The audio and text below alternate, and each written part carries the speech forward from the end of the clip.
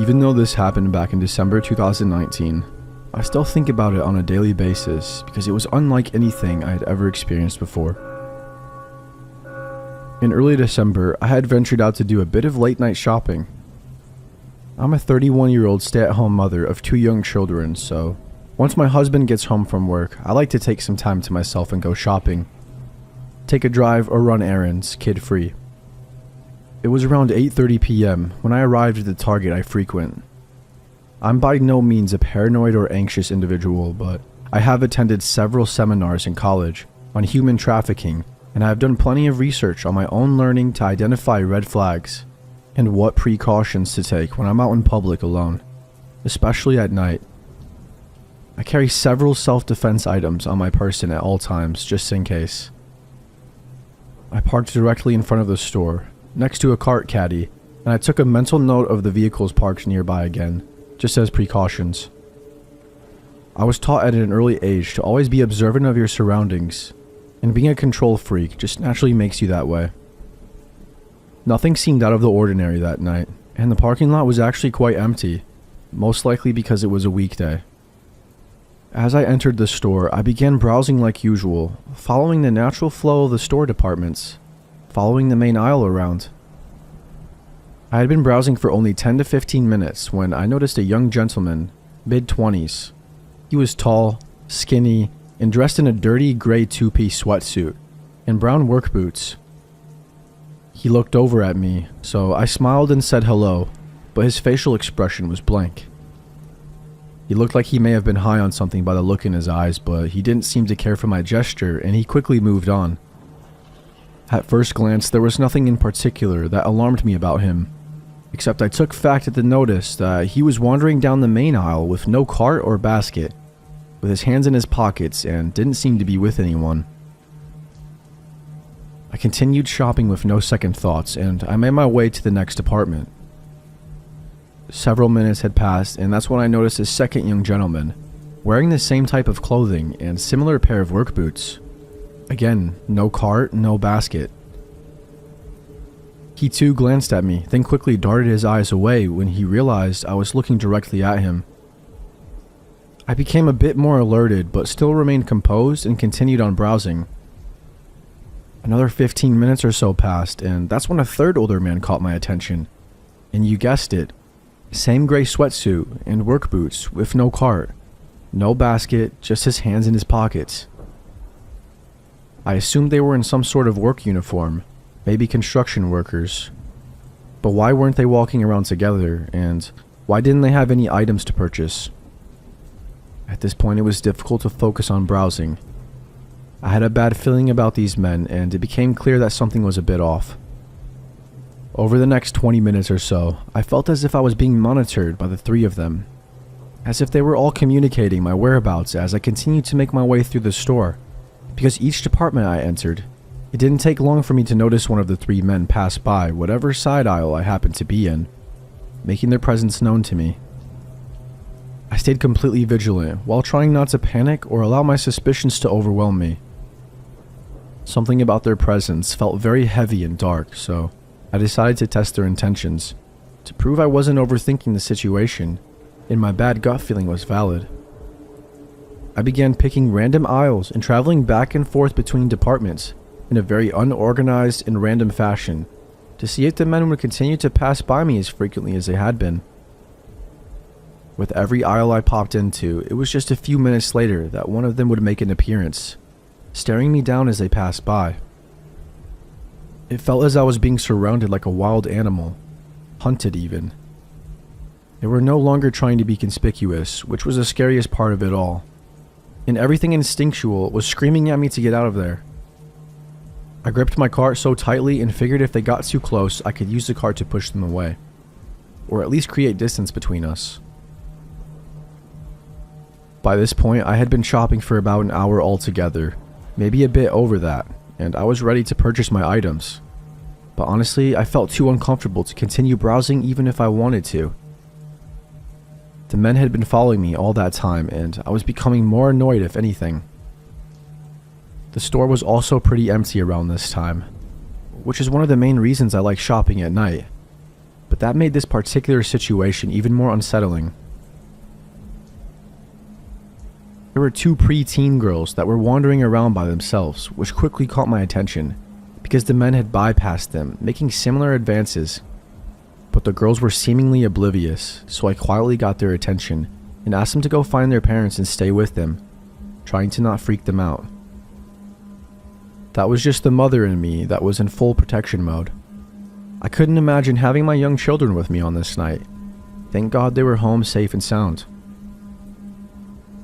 As I made my way to the checkout, I noticed one of the men coming up from behind me, walking at a quicker pace this time, so I immediately stopped and turned to lock eyes with him as he approached me. I will never forget the darkness in his eyes. An eerie smirk formed on his face as he nudged my shoulder, continuing to stare me down, walking backwards to hold his sinister gaze as he exited out of the store. I had lost sight of the other two men, and I hated the uncertainty of it all. He made his message very clear in that moment. My stomach dropped and my entire body began to shake. It was a feeling I hadn't felt since I was a kid getting lost in the supermarket. A feeling of desperation. I quickly walked to the checkout, discreetly asked the cashier if I could speak to a manager, and I told them what transpired over the last hour, politely asking for a male employee to walk me out to my car and for them to alert their security team member. When I told the manager what happened, her face sunk as if she already known about these men, and once I described them, she confirmed she knew who I was talking about. She expressed to me that several of the female employees had found the men unsettling in the past, and reassured me that someone would escort me to my car. She made a report about the incident and said that she would alert the authorities. I was still shaking, but I felt relieved that she believed me and showed concern for the other young female workers in the store. She took my information, then a young male employee walked me out to my car. What I saw as I exited the store made me so sick to my stomach, solidifying all of my suspicions. There was a white windowless van that was parked in the lot directly behind my car, about a 3 parking space distance between mine. One of the men was seated in the driver's seat, and the other 2 were leaning against the side of the van, facing my car, attempting to hide out of view. I mean, how cliche and obvious can you be? Your license plate might as well read Lady Snatchers at that point. Whatever their intent, it didn't seem pure. I pointed them out to the male employee and said, "There they are," which then prompted the men to scurry into the van and speed out of the parking lot without hesitation. I truly don't know what would have happened if I would have walked out to my car alone, and I'm so freaking grateful I made it home safe and sound and lived to tell my story. Over the following week, I had heard that there were several abduction attempts in the shopping center parallel to that target, and I'm almost certain it was the same individuals.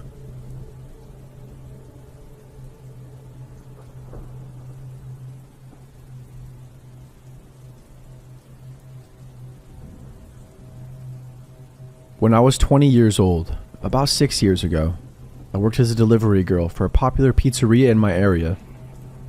Initially, I worked the late morning to mid-afternoon shift, but when the guy who delivered for the night shift ended up getting fired due to him losing his license because of a DUI, I was placed on the night shift since my boss hired a family friend who could only work my shift for whatever reason. I really didn't want this shift because you never know if people who order late at night actually want a pizza or if they have other intentions in mind. Unfortunately, my boss was an asshole and essentially told me if I wasn't willing to work the night shift, I was fired. I wasn't exactly in a position where I could be out of work, so I reluctantly worked the shift. The first month of this shift went by without any issues until I had to deliver a pizza to a house that just barely made our delivery radius. I punched it in on my GPS and the house was located in a pretty suburban part of the city. I arrive and it's about 11 p.m. The block was extremely quiet, but decently lit and mostly littered with modern townhouses. But the house I delivered to was a duplex. I ring the doorbell and I wait for about 30 seconds. No answer. I ring it again and wait another 30 seconds. Still no answer. So now I'm standing there getting pretty nervous that something might go down. But thankfully a man opens the door. He looked like he was in his late 40s, and he was pretty tall compared to me, maybe a little over 6 foot, but he was very skinny. I tell him that his pizza is here, and he just stands there staring at me. I asked him if he was okay, and he responded by saying, "Yeah, I'm fine, sorry. I got off work not too long ago, and I'm zoning out a bit." Fair enough, I suppose. He hands me the money, and I hand him the pizza. And as I'm counting the change, he says, "You are really beautiful, you know that?" Not really thinking too much into it, I thanked him for the compliment and I gave him his change. I said goodnight, and he did too. I walked back to my car and finished my deliveries for the night. A few days later, I get a delivery order to the same place. I head over there around the same time as last time and ring the doorbell. He answers the door again very excitedly and said, "Hey, it's you again. How are you?" I told him I was tired and can't wait to go home, to which he chuckled and said, "I know that feeling pretty well," as he was pulling out his wallet. As he was counting his money, he asks me what my name is. Being kind of tired at this point and not really thinking straight, I stupidly tell him my name. As I'm giving him his change again, he asks if he could have my number, as he'd love to hang out with someone as gorgeous as I am. Whoa, buddy, pump the brakes. I've literally only met this guy like twice to deliver a pizza. I had no idea who this guy was, and I'm positive he barely knew who I was as well. Another thing to mention is that I looked way younger than I was at the time. I was told by numerous people that I still looked like I was 15, and I was hoping he thought differently and wasn't hitting on what he thought was a teenager. So now I'm just standing there awkwardly for a few seconds before I muster out, "Sorry, I have a boyfriend." He gets upset and says, "Oh, okay, I see." We stand there in silence before I tell him to have a good night, and I walk back to my car.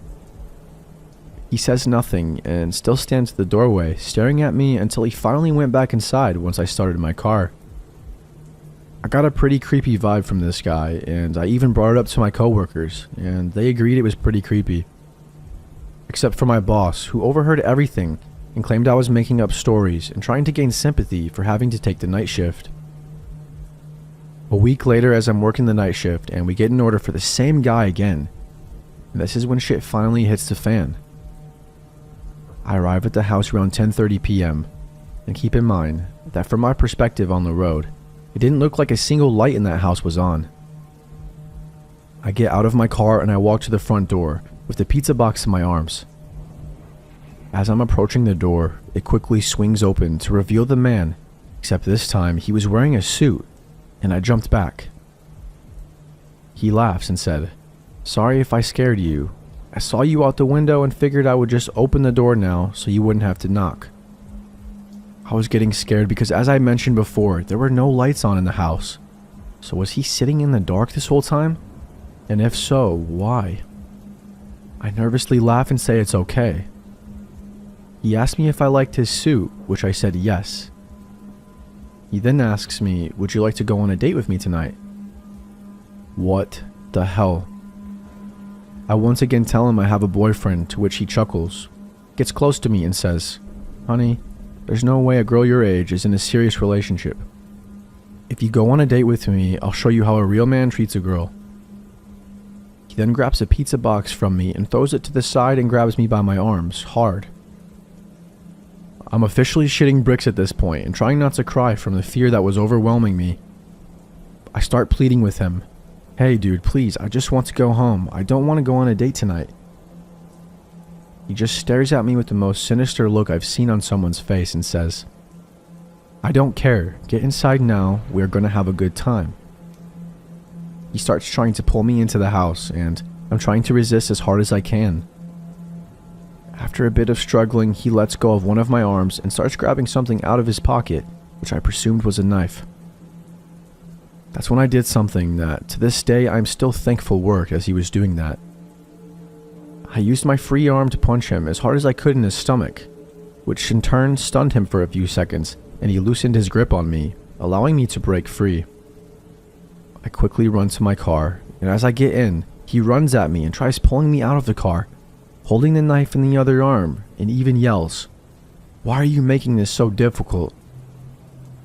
I grab a half-empty soda bottle I had in the cup holder, and I throw it, and luckily it hits his head and he lets me go. I slam the door, and then all of a sudden, he jumps right on the hood of my car and starts scratching and banging on my windshield with his knife.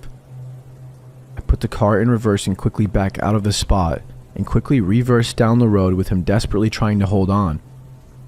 He's literally banging on my hood screaming, "Stop the car." I turn onto the next road as swiftly as possible, and luckily he falls off the hood of my car. I slammed the gas as hard as I could to get as far away from that sick bastard as I could. In my panicked state, I drove a couple blocks down the street and kept making turn after turn onto other side blocks as I feared I was being followed. Eventually, I reached a red light and I slammed on the brakes and just sat on the intersection frozen from what had just happened. I began crying and violently shaking as I was sitting there. It dawned on me that I came so close to losing my life, and I couldn't help but feel like I shouldn't have been alive. Once the light turned green, I pulled over to the side and I just continued crying. Eventually, I get the energy to drive back to the pizzeria, and almost immediately after I walk in, my coworker knew something was wrong after seeing me. I practically broke down in front of him, and everyone else came to the front wondering what was going on. I fought my tears and explained everything that had just happened as calmly as possible. My coworker comforted me, and my boss surprised me and began apologizing profusely for what had happened and for putting me on the night shift. He took me into the office and handed me the phone to call the police. They arrived at the store and I gave them my statement, as well as taking pictures of any marks on myself as well as the scratches on my car from the encounter as evidence. My coworker followed behind me as I drove home, and I collapsed on my bed, and strangely enough, I managed to fall asleep. I was just that tired. I quit my job the next day, and luckily a friend of mine managed to hook me up with a new job at her clothing store. As far as that psycho goes, 2 days later I receive an update from the police. The entire duplex was owned by the guy's brother, who lived on the right side with his wife, and the psycho lived on the left side of the duplex. I learned that he had been in and out of jail constantly at first, for robberies and assaults, but later on it was for sex crimes. He had been released from jail about 5 months before this encounter for having sex with a minor. When they arrived at the house, he was long gone and his family had no idea where he ran off to, but the police insisted they would find him. And indeed they did, but not alive. I spent the next 2 months in fear that he would find me and finish what he had in mind, but the police contacted me and updated me on the case. Apparently he fled to another city nearby and attempted to kidnap a teenager walking alone late at night on the street. Luckily somebody happened to be looking out the window at the right time and called the cops, and the police caught him trying to force her into his car. He manages to flee and the police chase after him. He blew a red light near a busy boulevard and a van slammed right into the driver's side of his car. By some sort of miracle, the driver of the van only sustained minor injuries, while the psycho succumbed to his wounds long before the ambulance even arrived. I thank the officers for everything they did and for informing me, and I walked out of the station. I walked down the street and I lit up a cigarette as I'm taking in everything I had just been told. I don't usually wish death on anyone, but after hearing about his death, I felt relieved. I felt relieved that he couldn't hurt anyone anymore. I was just relieved that I would never have to encounter him again and that I wouldn't have to go through with charging him and reliving what happened that night. Who knows where I'd be if he managed to pull me into his house.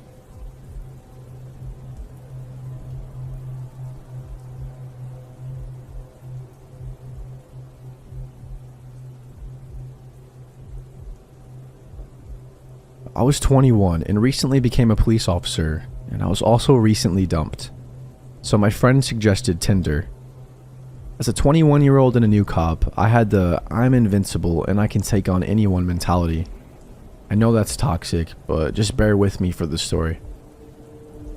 I matched with a very good-looking, out-of-my-league female. We chatted and eventually set up a date to meet. She said she had a great open field to look at the stars and hang out, and we could meet up at her house. So the night came. I was excited and she seemed to be excited when I picked her up. She guided me to the field and it looked nice.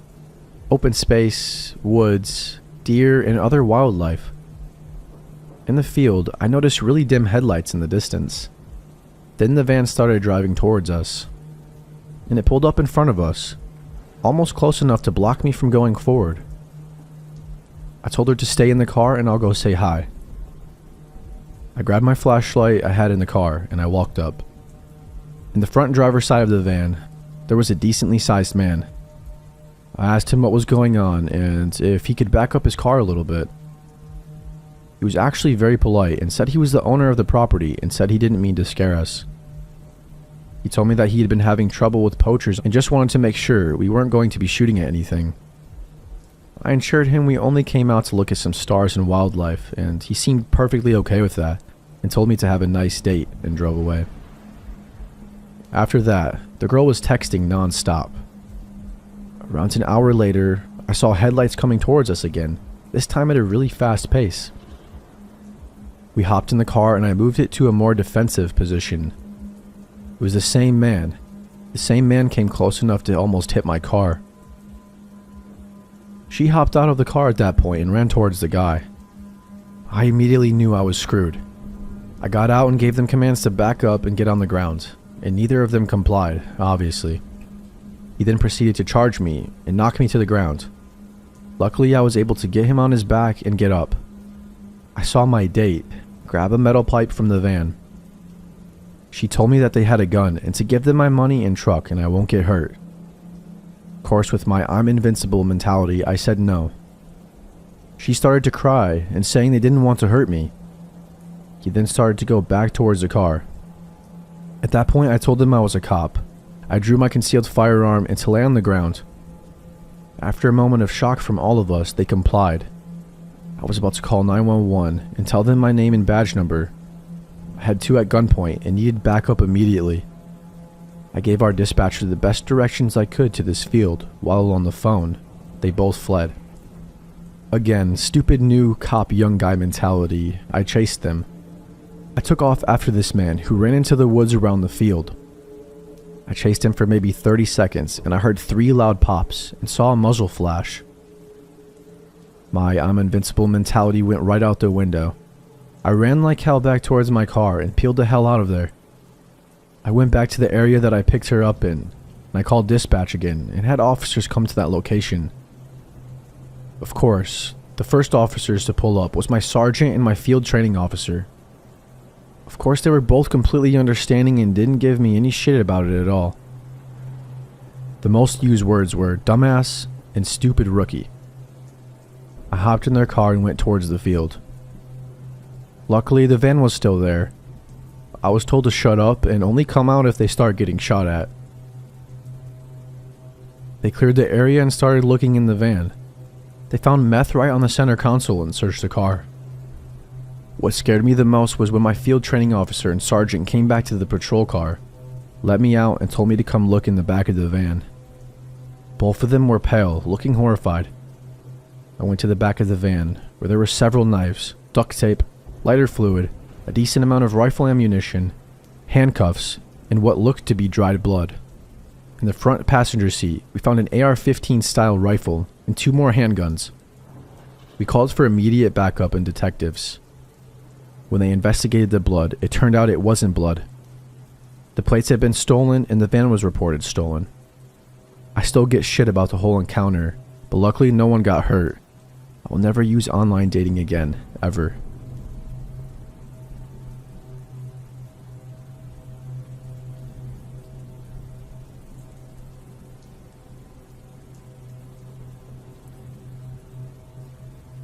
There was a girl at school named Amy who didn't have many friends.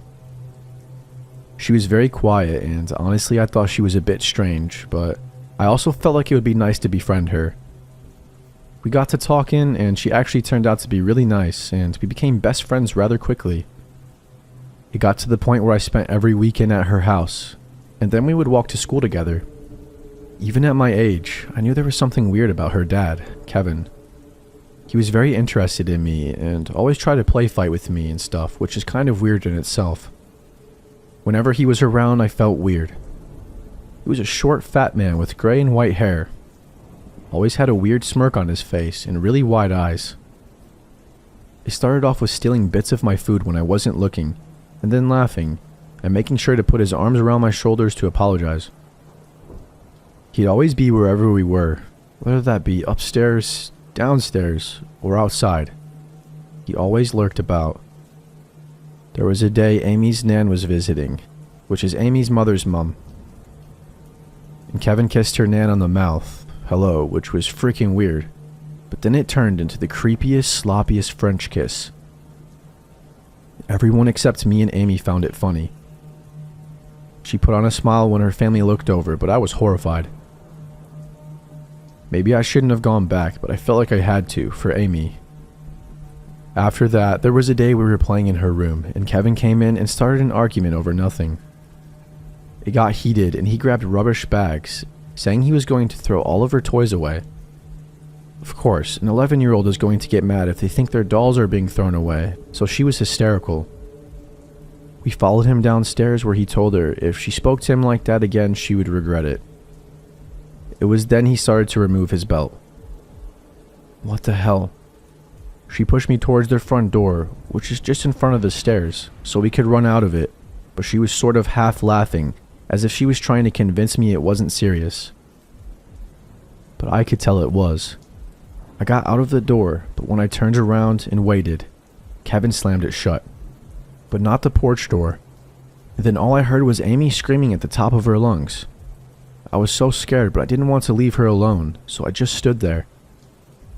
Eventually I found the courage to go back in, and I went upstairs to Amy, who was brushing her doll's hair. She smiled at me, but she has a tear-stained face. I then felt as if I had to protect her, so I continued going there and didn't tell my mom a thing. One night, I woke up thirsty, and we were close enough for me to just go get a drink myself. So I went downstairs, and Kevin was laying there, on the floor, in the dark, with nothing but tidy whities on, and he just stared at me. It was the creepiest thing. Just the street lamp from outside, shining through a gap in the blind, lit up the room enough to see. I didn't get myself a drink, I just ran back upstairs. I wouldn't go there after that until I knew for sure he wouldn't be there, and I didn't sleep over anymore. I'm not sure if I've ever told my mom about him, but I think she'd go and kill him. I was talking to Amy recently, and she opened up to me because she sent me her mental health assessment sheet. When she was 10, she woke up to Kevin assaulting her 15-year-old sister, who was screaming for Amy. It also stated that he beat Amy on a regular basis. Most recent was 2 years ago. He beat her up in front of a friend, and her friend called the police.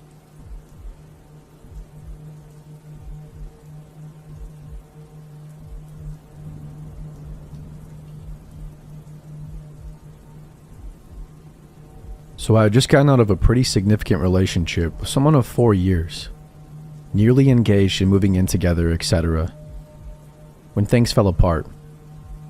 I took a good amount of time to get back on my own and get my shit together again, when my friends began encouraging me to get back out there.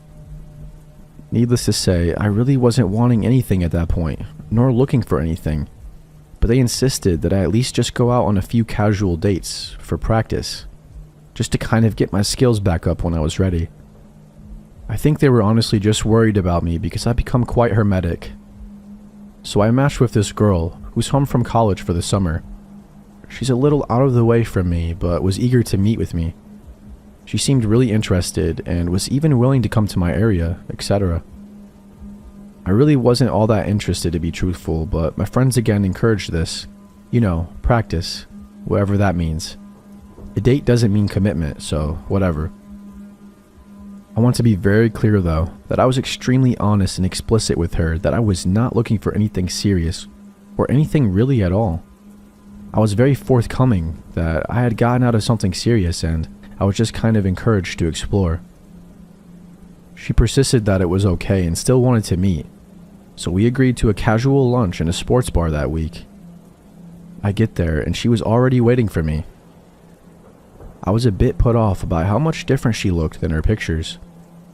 Not trying to sound shallow or anything, but her pics from Tinder easily had to be at least 5 years old, which I verified based on tattoos she had in person versus one she didn't have in the pics. So I was a bit thrown off by that. I wasn't the least bit attracted to her, but I was there to just have new experiences anyway, right? No big deal. I kind of felt bad for her because the entire time she seemed so incredibly shy and awkward. I even noticed her hand shaking when she reached for her glass, which I found endearing, honestly. So I did my best to get her talking and try to help her feel more relaxed. I asked her questions and chatted about things I figured you'd chat about on dates, like where she grew up and the music she's into, school she goes to, etc. All to which I literally received one-word answers. It went on like this for about an hour and she was just not working with me at all. I tried to keep room in my heart because it was clear she was feeling anxious, and I understand that on a personal level. She then pulls out this book and says, "I got this for you." And I responded very gratefully, thanking her and inquiring what it was about. Cause hey, if someone wants to share a good read with me, I'm all for that. She looks at me funny and says in a very sudden but odd tone, "You're kidding, right?" At this point I'm very confused and just kind of look at her like, with question marks. She says, "This is your favorite book. You told me this was your favorite book." To which I said, "No, I've never even heard of this before." So we concluded that she ultimately got me confused with someone else and she must have been chatting, which I honestly found hilarious. She was embarrassed, but I made light of it and said I found it funny, cause I get it. That's Tinder culture, I guess. So as we finish lunch and I'm still receiving one-word answers despite our funny moment, I kind of become a bit suggestive that we should conclude our date by saying I had to get back to feed my animals and do some laundry. But she came very adamant on spending more time and asked if we could do something else. I was genuinely trying to be a decent person, so I agreed, and we found a nearby park to walk. That was where shit got weird. We sat on a park bench. Mind you, it's broad daylight, and there's kids playing basketball nearby, and folks jogging past. I start trying to make conversation yet again, but only get one-word answers still. Then out of seemingly nowhere, without any warning whatsoever, she proceeds to just kiss me really aggressively, tongue and everything. I was honestly just so shocked that I stood there frozen, not knowing what the hell to do. I had this timid, shy woman who was really not made much conversation with me at all, who was so nervous she was visibly shaking, just turned into a freaking bear, mauling my face in like 0.6 seconds. My head was spinning with confusion and anxiety, and I swear it felt like it lasted forever and I just prayed for it to stop. I was so put off and honestly a bit afraid to do or say anything. Like, what do you even do in that situation, truthfully? I was just hoping she'd pick up on my very obvious body language that I wasn't reciprocating anything at all. I was completely unprepared for a situation like this. Then some really nasty guy walks by, gawking and catcalling, and literally begins propositioning us into a three-way, and I'm just like, what the hell is going on? I need to get out of here. I was 1,000 different types of uncomfortable. I ended up managing to ward him off after telling him very politely no, more than several times. All the while she's just laughing. And I'm thinking, who even are you people? So he leaves, and I'm insisting now that I need to leave and go home. She seems to ignore what I'm saying and gets very close to my face again and says, "Did you like that? Do you think I'm sexy? Do you want me?" When I tell you I was so nervous, I was like, I really need to get home. And she's like, "Can I come?" And I told her very firmly no. She literally tried to persuade me to let her come back to my place with me, and I had to say no more than like 3 times. So finally, I'm home and frankly just kind of shaken up. I hadn't really done the dating thing in quite a long time, but that felt very abnormal. She then texts me after she gets home and asks me out on a second date. And I was very kind, despite being made incredibly uncomfortable. And I told her I thought she was a very cool chick and I had a nice time. Lie. But that I did not feel anything there, and I reminded her I wasn't looking for anything. She then text-bombed me a bunch of crazy shit, saying how she didn't understand and was so confused, that she thought I was so into her and that things went great. Did not respond to any of these messages because now she's continuing to cross my boundaries. I said what I needed to say, and I thought I was being decent by at least being honest. So the text continued, and I figured they are going to eventually stop, because it was only a first date. How can someone be so upset over someone not reciprocating on a first date? They did not stop. By the text, you would have thought we just ended a 2-year relationship. Then she began calling, at which point I had to block her number.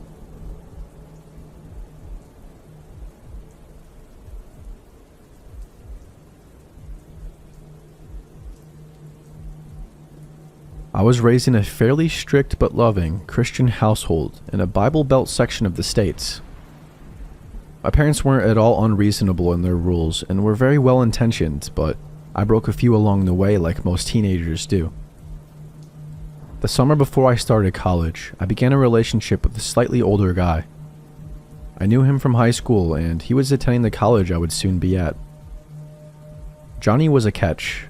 He was exceptionally handsome, had been on the football team, and was on a full academic scholarship.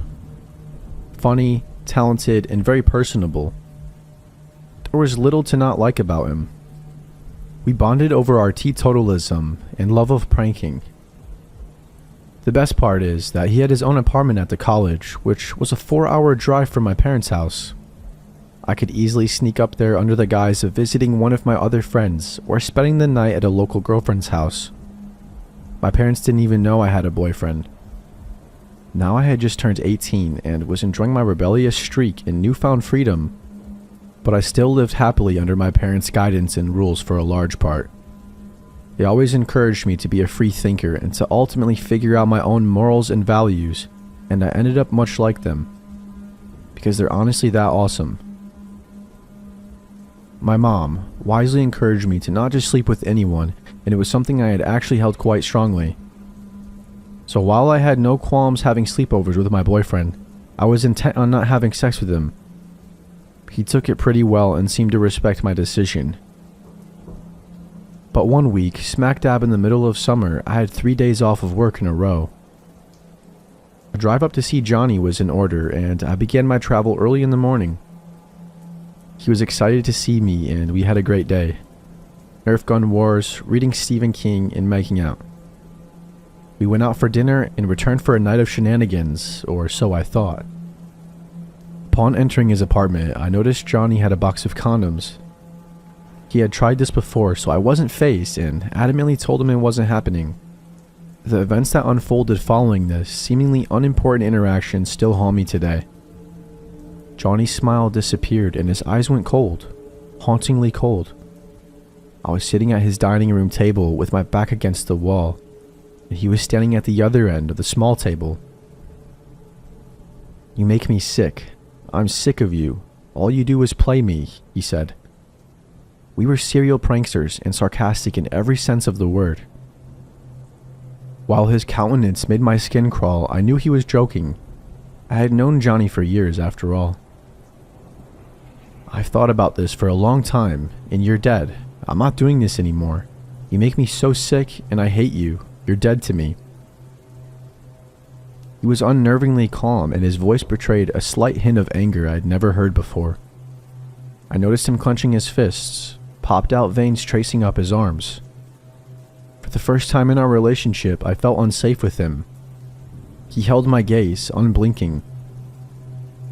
His second-floor apartment was on campus, and it was the summer. I had seen nobody else in the building, no other cars in the parking lot. Even if I could get past him, which I definitely couldn't, my two options were unlocking the balcony door and jumping, or racing 15 feet down the hallway to the dead-bolted front door, which opened inwardly, and getting down a flight of stairs. Either scenario led to an empty parking lot. I would have to get to my car or run into the woods nearby. While athletic, I had no chance against him physically. I focused on him, half of me just knowing he was kidding. He had to be. He would break into laughter any second now, and we would return to our beautiful day. He continued talking. I can't repeat what he said. It was too graphic and specific to our location to write out in a public forum. He detailed the sexual assault he had in store for me. If I survived, I would be strangled in the nearby woods, then carted off and dumped at a secluded spot we had explored together. He motioned to some bags he had on his counter. That's where your body will be within an hour. I had enough. His plan was way too well thought out to be impromptu. I'm small, but I'm stubborn and would fight to the death if I had to. I also have a wicked straight face when I need to. It was my turn to hold his gaze, with all the ferocity I could muster. I stood up and said the first thing that came to mind. I'm still proud of the unflinching calm I presented. Inside, I was begging God to not let me die. You're real funny. I almost believed you for a second. Wouldn't have worked anyways, because what I was going to tell you before all that happened is, my dad asked me to come home tonight. He needs help first thing in the morning with the garden for Mom's birthday, because Kyle, my brother, hurt his back, and I told him I'd call him as soon as I was on the road, within half an hour. That was a lie, and not a particularly good one, but the delivery was convincing. I dangled my phone in his face and told him he could explain to my dad why I wasn't coming home tonight if he wanted me to stay. Johnny's mouth was agape as he stared at me. I was just kidding, he mumbled, fists still clenched. See ya, I chirped, pushing past him. My gamble paid off.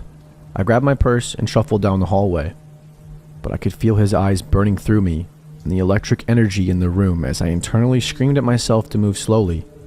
The deadbolt disengaged. I walked out and fought every urge to run down the stairs. I was too far from my car if he chased me to beat him, and I refused to give him the satisfaction of seeing me scared. I walked the entire length of the car park. I've always had a habit of parking as far out as possible. Next to the woods he told me he would murder me in. I knew he was watching me the entire time. I could feel his eyes follow my every movement. As I drove out past his apartment, I saw his shadow in the balcony window. I waved as he stared. I drove a few miles to the nearest Walmart. It was only 8 and the sun was just starting to set. People milled through the parking lot, blissfully unaware of what I had just gone through. I collapsed on my steering wheel and broke down, bawling my eyes out. Then I drove the 4 hours back home. Stupidly, I didn't know how to process what happened and banished it to the recesses of my mind. I spent the next few years avoiding Johnny.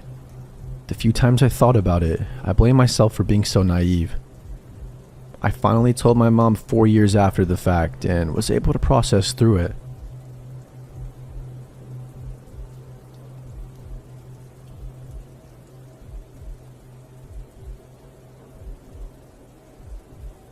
It was Christmas time. My wife and I were staying at her childhood home where her mother now lived alone. Well, not if you include the cats. The house was on a quiet cul-de-sac in the suburbs. If you're picturing freshly mowed lawns, American flags, and empty sidewalks, you're picturing it right. It's a single-story home with an attached garage out front. The garage has 2 doorways, apart from the electric garage door, of course. One leads to the garden and backyard. This had an old doggy door from their days with their dear old Max. Rest in peace, Max. That they covered with a piece of nailed-in wood. That had always made me slightly uncomfortable before, but I figured it had been that way for years, so what's the worst that could happen? The second door leads to the kitchen. It could stop a mouse, but not much else. Definitely not something that wanted in, or someone. We were asleep in my wife's childhood bedroom at the front of the house, 3 a.m. I was in that deep, dark recess of sleep. Then I heard it. The scream. "What are you doing?" It was my mother-in-law's voice echoing down the hallway. To me, lost in a sea of sleep, it sounded like a jet engine roaring past my eardrum. I bolted up. What happened next happened in a matter of seconds. But about that scream, even though I was dead asleep, I heard enough of it to sense an urgency behind it. This wasn't an "oh you scared me" type of scream. This was different, and I knew it. Not consciously, but the lizard part of my brain, That piece we retained from our primitive ancestors knew something was wrong. I watch and read a fair amount of true crime, and this scream awakened that horrible fear. The one that says, this can't really be happening to me, can it? Honestly, at that time of night, it sounded like someone was about to be murdered. You ever wonder if you're a fight or flight type of individual? I always have, and I came to know something about myself after this night. I'm a fighter, because I leaped out of bed and growled. Yes, I growled, in the manliest voice I could muster. I'm gonna kill you, and I took off running. I tore open the bedroom door and ran into the hallway. There at the end, I saw my mother-in-law, nightgown on, look of utter shock on her face. She was standing still. We make eye contact as I continue toward her. Then she turns her head and looks directly in the kitchen. I hurry past her and round the corner into the kitchen. The hollow core door is obliterated, with shards being scattered everywhere. I look through the open frame and see the electric garage door is open as well, and I push ahead.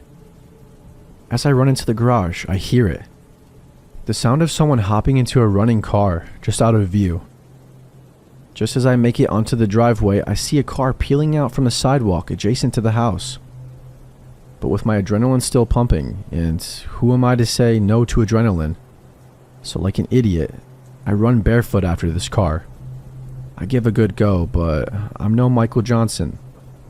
And even he couldn't catch a speeding car. It soon vanishes down the street, and I'm left all alone. The police showed up within 3 minutes, which I have to say makes me feel a lot more at ease with my mother-in-law living there. They took our statements.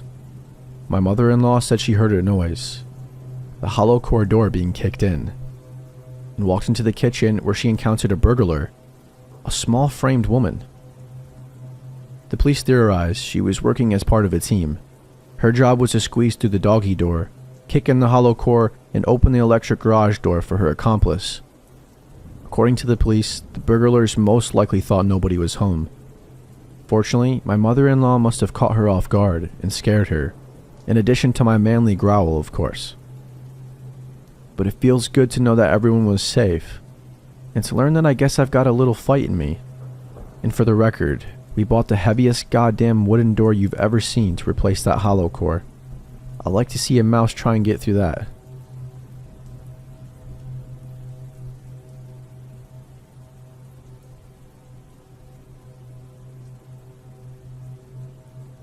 When I was 19, I moved from Oregon to Florida to be with my boyfriend at the time. I was thinking white sand beaches and Mickey Mouse, but instead I got the swamp, bugs, and dirt roads. We lived in this little town called Hawthorne, just outside of Gainesville. It has legit 1 stoplight and maybe 4 stores.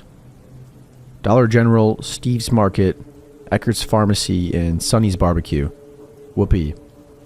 Anyway, I got a job at the defunct Eckert's in the middle of town. It was next to the grocery store, so everyone shopped there. After about 3 months or so of working there, I walked in to start my shift one day, and the manager pulled me into his office. Laid out on his desk was about 30 to 40 opened letters, all addressed by hand, to me. "Do you know this person?" my manager asked. "No," I said. And he told me to read one, so I picked the cheerful yellow one. Inside were 2 handwritten letters and a magazine cutout of a woman with long blonde hair, just like me. As my manager watched on, I read the letter. I skipped around a lot of confusion, desperately trying to find out why I'm in this room. From what I read, it was mostly someone imagining what spending time with me would be like. A lot of it was sexual in nature. There were description and comments about my hair, washing it, smelling it, and something about the moonlight. A few sentences were highlighted, others were underlined. My first thought was, am I getting fired? "Do you know this guy, David Elrod?" I said yes, I think so. The tall, lanky guy with thick glasses and frizzy dark blonde hair. It's the regular who comes in a couple times a week to pick up Diet Coke and medication for his mom. Late 20s and obviously socially or mentally challenged. On rare occasions, he would make small talk as I rang up his soda. Once or twice, he would linger at my register or stare at me, but I figured he was just trying to adjust his eyes or had poor social cues. Harmless compared to some of the other people I had met in Florida, so I didn't pay him any mind. Until that day in Eckerd's office. I knew he wrote the letters because of a strange encounter 2 weeks earlier. While working, he came up behind me and touched or caressed my hair. I had to remove it from his hands and he apologized. Weird. No harm though, I went back to work. After telling my manager this, he informed me that the customer was going to be banned from the store, and I was being sent home while they worked out the details. What details? Confused, I walked out of the store and drove home. That day was strange. 2 hours after I got home from my non-shift at work, there was a knock on my door. I look out the window and see what resembles a SWAT team. What the hell is going on, I thought. I saw men in tactical gear with large weapons, 2 men dressed in suits, and several uniformed police. In what seemed like slow motion at the time, I opened the door. A female officer holds up a few oddly familiar letters. "Can we come in and talk to you about these?" she asked.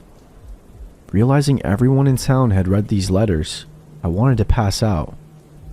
I barely even know the guy, I told him. "We have a seat on my couch," and she begins to speak. Out of the corner of my eye, I see my boyfriend shooting me dirty looks from the bedroom. The female officer mentions the letters from Eckerd's and attempting to issue a trespassing notice. They wanted to speak to him directly, she says, because her whole department is aware of David. The officers confronted him at his residence and attempted to evoke the trespassing notice from Eckerd's store. Apparently, he was not happy about this. He insisted for over 45 minutes how this was all a big mistake and how I wanted to talk to him. He was combative and persistent, but they decided to pursue stalking charges. "Stalking charges?" I asked. She continues, "You need to be aware that David killed and partially dismembered his mother when he was 12 years old. He was released from a juvenile psychiatric facility less than 4 years ago. We found disturbing materials at his home," she continued. "We believe he's been stalking you." My mind was wandering at this point. David was arrested the next day for stalking me after he was found in the Eckerd's parking lot. But the last official word was he went back to the psychiatric hospital, at least temporarily. I didn't have the chance to read the letters in full before they were entered into some vault of evidence, nor did they explain what they found at his house, so I never had the complete picture of what was happening. My boyfriend at the time was a huge dick about the whole thing, so I moved back to Oregon a week later. Besides, who wants to hang around when Norman Bates is fixated on you?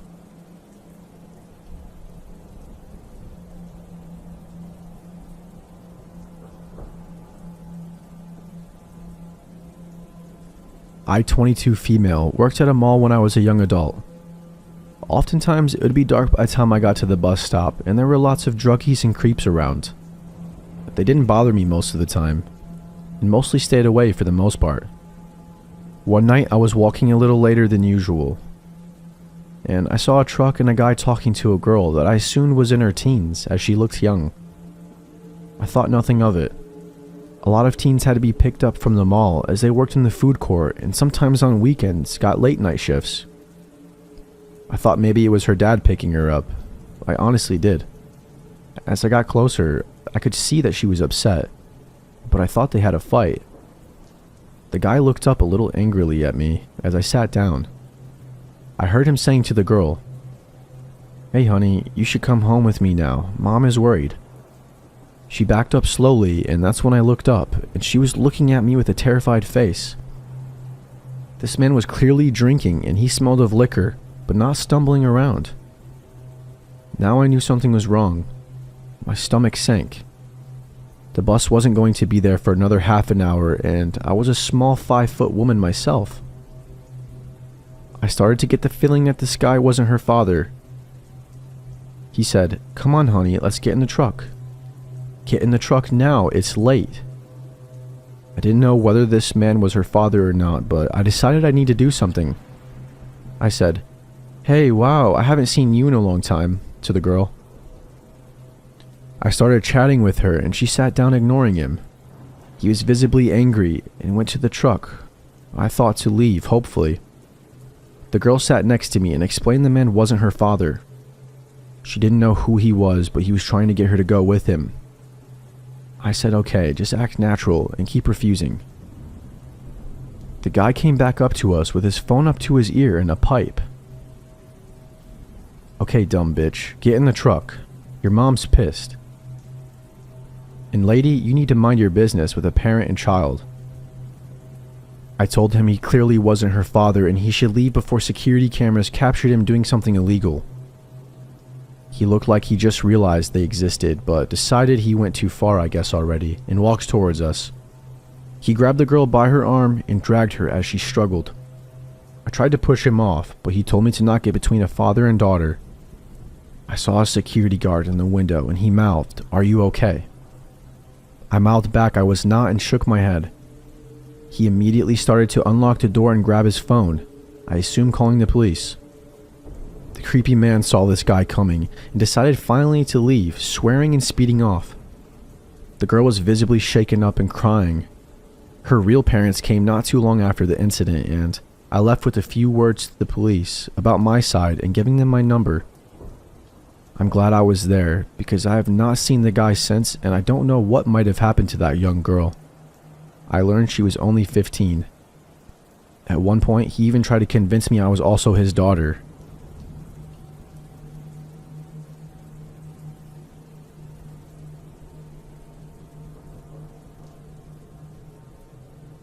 This event took place quite a few years ago, so unfortunately I don't remember everything that happened, but I remember nearly all of it. Anyways, this happened when I was around 4 or 5 years old on Easter Sunday. My family always gathers at my grandmother's house to celebrate holidays and birthdays. So, as we do every holiday, my mother and I started our hour-long trip to her house. My mother prefers to live away from all this city commotion, which explains the long drive. We were probably around 20 minutes away from our destination when my mom noticed that we were a little low on gas.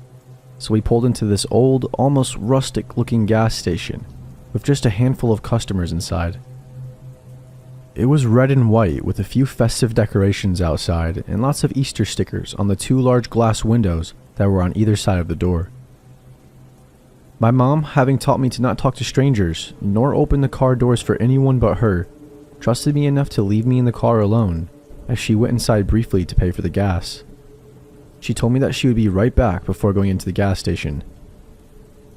It felt nice that day, so the windows in the car were down so we could feel the breeze while driving instead of the AC. While I was waiting on my mom, I remember adjusting the colorful paper clippings in my Easter basket next to me, then looking out of the backseat window. When I look over, I saw a tall, older man, maybe around 30 years old, approaching my window. He crouched down slightly and looked at me. "Hi there, what's your name?" I remember him saying. At this moment, I remembered that I wasn't supposed to talk to strangers, so I told the man that my mom says I shouldn't speak to strangers.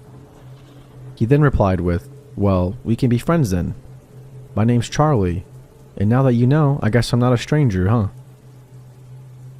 At the time, I thought that he was right. In my mind, I thought since a stranger is someone you don't know, this man wasn't a stranger anymore because I knew him. The man and I had a short conversation that I don't quite remember. All I remember is him telling me that I had a nice Easter basket. At this point, I started to get a sick feeling in my stomach, but being a child, of course, I didn't know why. My mom then walked out of the gas station and noticed the man immediately and began approaching the car quickly, asking the man what he thinks he's doing. The man seems to panic and he pulls my door handle violently. He quickly realized it was locked, thankfully, and proceeded to reach into my window and grab me by one of my wrists in an attempt to pull me out. This obviously scared me a lot, causing me to panic and pull against him on instinct. This caused him to let go and take off running. My mom quickly ran to the car and I unlocked the doors. She grabbed me and pulled me into an almost painful bear hug, then inspected me closely, repeatedly asking if I was okay. I ended up with a slight bruise and redness on my arm where he grabbed me, but other than that, I was just shaken up. The reality of what had just happened set in at this moment, and I remember just crying and holding on to my mom right after I said I was okay. I don't remember anything after this point, but I recently asked my mom about it, and she said that she called the police immediately after. To this day, my mom still says that this was the most frightening moment of her life, and claims that if she had gotten there any later and came back to an empty car, she wouldn't have been able to live with herself.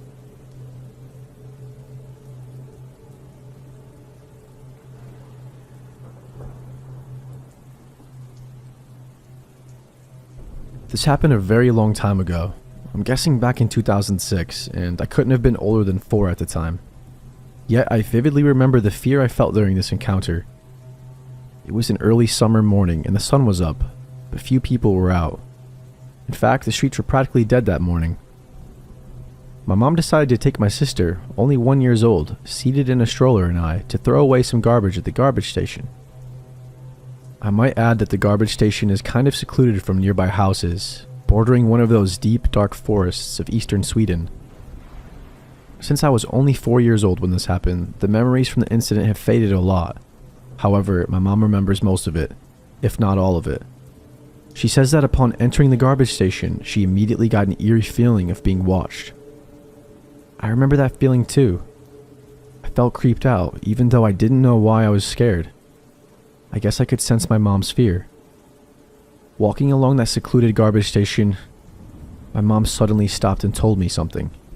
She said my name, and she said to hold onto the stroller as hard as I can and to not let go, no matter what.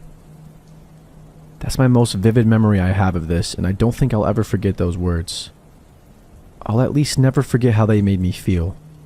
It was as if my blood turned to ice. I just froze. My mom sounded stern, but even a toddler can sense when someone's scared shitless. My mom was definitely afraid of something. And for me, the rest is just a blur. I don't remember much after this, so I'll let the rest of the story be told from the perspective of my mother. This is the recollection of her experience, recalled to the best of my abilities, in my own words. Not far from where we were standing, a truck was parked with a man seated in the front. Nothing unusual at first. A lot of truck drivers stopped to rest by the side of the road, but this man was staring, and he wouldn't stop staring. He stared right at me, examining my body with the determined gaze of a predator, gluing the 3 of us in sight. He truly seemed pleased by the fear he had instilled in our faces. In his eyes, there was something else, almost as if they didn't belong to a human, but rather to a predator. I felt like prey, stuck in the claws of a lion. I just couldn't move. That's when he smiled at me. I remember that dead smile, those cold, calculating eyes, and the way he licked his lips, almost as if to say, I could kill you if I wanted to. I believe this was the point in time into the strange encounter when my mom told me to hold on to the stroller, and to hold on tightly and to not let go. My mom was a small woman, only about 5 foot and 100 pounds. And she could have easily been overpowered by the overweight man in the truck. My mom later admitted she was afraid he'd jump out of the truck and knock her out, possibly assaulting her or even kidnapping me or my 1-year-old sister. We bolted out of there. We didn't throw away much garbage that morning. We just turned around and walked home as fast as a mom can with a stroller and a 4-year-old toddler by her side. We've never talked about what happened that day, up until very recently. The incident has always lingered somewhere in the back of my mind as that weird thing that happened when I was a child. And every time I walk past that garbage station, I get a weird feeling in the pit of my stomach. As previously mentioned, this happened around 2006. Fast forward to 2008, the face of a 10-year-old little girl called Engla was printed across the front page of every newspaper in sight. She had been abducted, sexually assaulted, and murdered. And the perpetrator was an overweight truck driver named Anders Eklund, now known as one of Sweden's most infamous killers. He was charged with the murder of Engla, alongside the sexual assault and murder of a woman named Pernilla.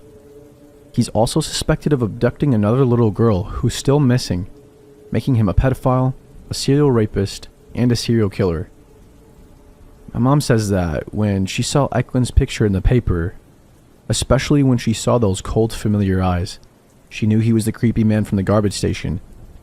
That early morning all those years ago.